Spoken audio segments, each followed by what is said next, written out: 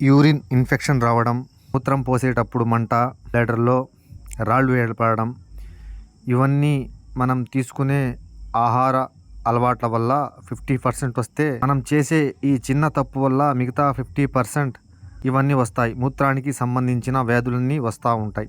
అది ఏ విధంగా అంటే, మనం మూత్రాన్ని సరిగా పోయకుండా, అంటే బ్లాడర్‌ని పూర్తిగా శుభ్రం చేయకుండా ఎప్పుడైతే చేస్తామో ఆ యూరిన్ అక్కడ నిలబడి రాళ్ళుగా ఏర్పడుతుంది. రాళ్ళనేవి సోడియంతో ఏర్పడతాయి కానీ ఆహార పదార్థాల వల్ల కాదు.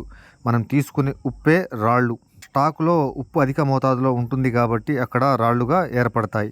కానీ మనం ఈ చిన్న ఆసనంతో కానీ యూరిన్ కానీ పోసుకోగలిగితే పూర్తిగా ఖాళీ అవుతుంది.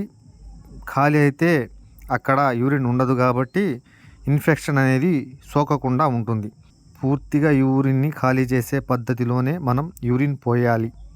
అంటే కూర్చుని పోస్తే మన గాల్ బ్లాడర్ పూర్తిగా శుభ్రమవుతుంది. ఇది నేను చెప్పింది కాదు, ప్రముఖ ఆయుర్వేదం గ్రంథాలలోనే రాసి ఉంది. మనం ఎప్పుడైతే కూర్చొని యూరిన్ పోస్తామో మన గాల్ బ్లాడర్ పూర్తిగా ఖాళీ అవుతుంది. ఖాళీ అయితే అక్కడ స్టాక్ ఉండదు కాబట్టి రాళ్ళు ఏర్పడడానికి అవకాశమే ఉండదు. పశుపక్షాదులు అనేవి నిలబడి పోస్తాయి. జ్ఞానమున్న మనిషి కూర్చొని పోయాలి. అవి నిలబడి పోసినా ఎందుకు రాళ్ళు ఏర్పడవంటే అవి సోడియం తినవు, మనం తింటాం కాబట్టి. ముస్లిం సహోదరులు ఏ విధంగా కూర్చొని పోస్తారో అదే విధంగా కూర్చొని పోస్తే ఈ యూరిన్లో వచ్చే అన్ని వ్యాధులకి అది అద్భుత ఫలితాన్ని ఇస్తుంది.